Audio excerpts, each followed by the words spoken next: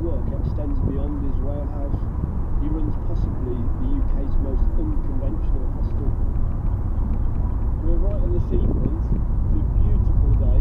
The beach is right in front of us, and here we've got a bright orange double-decker bus that's been decommissioned and converted into a homeless shelter.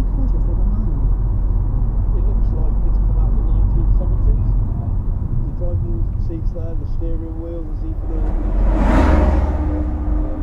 on the dashboard. The bus has, in the coldest weeks of winter, housed up to 19 people, and the upstairs is full of bunk beds like a classic band tour bus. Downstairs at the back of the bus, two guys sit around a table silently trying to put together a 1,000-piece jigsaw puzzle. The older man, Dave, looks like he's in his late 60s, and you can see the hard life he's lived in the lines in his face. He's been in the bus since February, but a few weeks ago he spent some time in a police cell after he was picked up for begging. Basically, like last week, we were on a few. And that's when we said, you know, I said, we're going for this, that's what I've done. Anyway, someone got me in the cell, and I said, right, all we're doing is stopping this. Fortunately, what happens again, we will arrest you and we will take it to court. And I'll tell them, if that's the case, if we can take it to court, I'll have to go begging for a couple of 5 minutes. Did they offer you any support at that point? Yes. Out of necessity. And then, what we do? In 2016, there were over 60 arrests of beggars in Brighton. At the time, there were lots of reports of people being confronted by the police in plain clothes. There was a public outcry about it, and perhaps as a result of that, the number of arrests has been reduced. Chief Inspector Rachel Swinney from Sussex Police says that although they have given lots of caution to beggars this year, apparently there have only been 3 arrests. In these 3 cases, we know that 2 of the people involved have actually gone on to get the help they needed and actually are not begging on the streets anymore.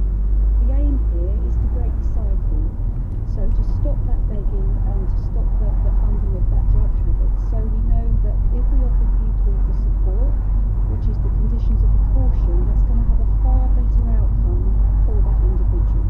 We also explain to them very carefully that if they don't start talking to the services, and of course the possible consequence is arrest, so they really understand what could happen. I met a number of street beggars who said that they had friends that were arrested by plainclothes officers. Our operational teams out on the ground are made up of a variety of different people who are really well trained and equipped. And of course plainclothes police officers are in that team.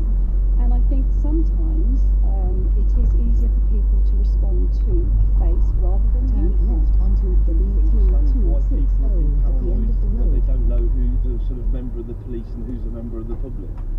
I do understand that any sort of formal contact that they may have may be quite daunting for them. If I'm a street beggar, the first default mechanism I come into contact with the police, and that's criminal relationship. That we know that just finding people isn't going to be the right solution, is it? It's not going to help. But why do you do it though? You know, that going before the court is the very last resort. It seems a little bit absurd actually that we look at the fine £60 and reduced 40 to a guilty plea, 85,000 costs.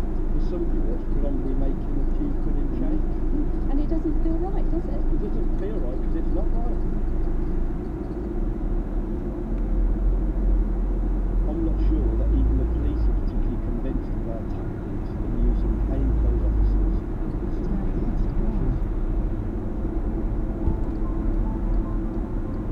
When we see someone begging, we don't know anything about them, and it's easy to wonder